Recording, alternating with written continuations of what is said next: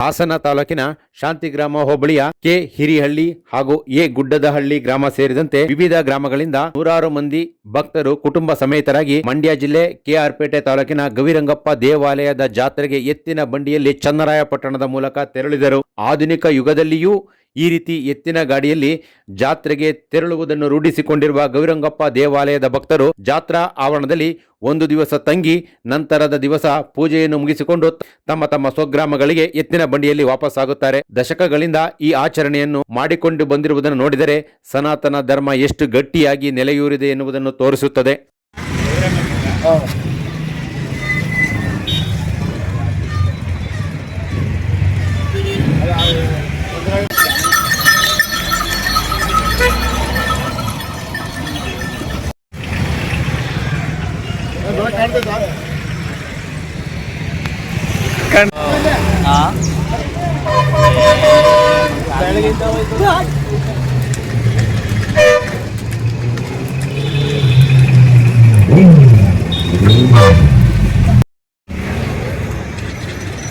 ಇನ್ನು ಅಲ್ಲುಟ್ಟಿಲ್ಲ ಕರುಗಳು, ಎಳ ಕರುಗಳು.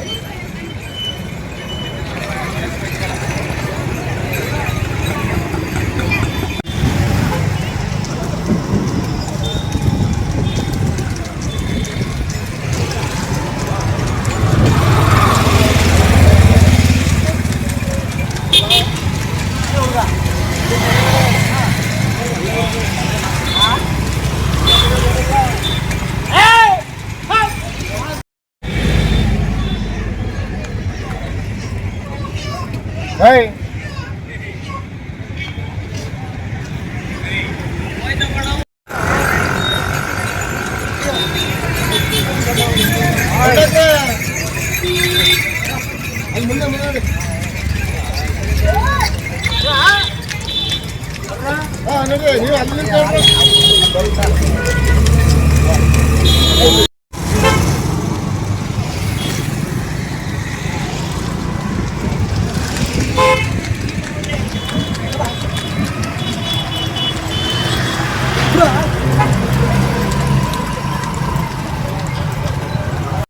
ಅಣ್ಣ, ನಮ್ಮ ಹೆಸರು ರವಿ ಅಂತ, ಹಾಸನ ಹತ್ರ ಚಿಕ್ಕಹಳ್ಳಿ.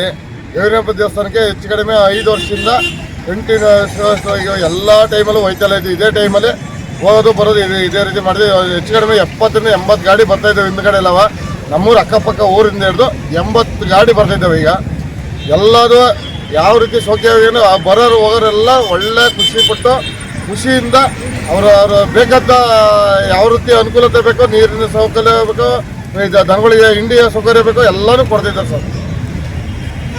ಥ್ಯಾಂಕ್ಸ್ ಅಣ್ಣ.